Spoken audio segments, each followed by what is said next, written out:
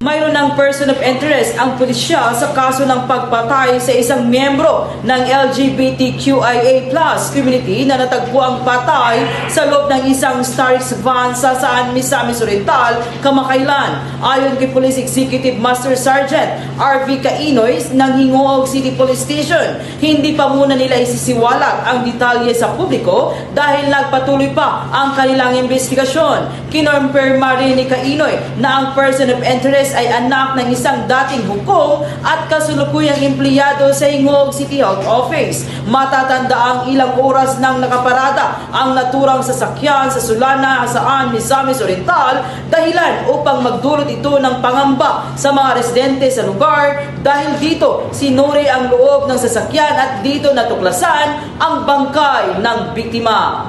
Para sa DTX 500 Newscast, ako si K5 Nanet Pasayon para sa Kampiyon nga Balita, Serbisyo Publiko at Kasiyahan ng Cagayan de Oro. 89.3 K5 News FM. K5 News FM. News FM.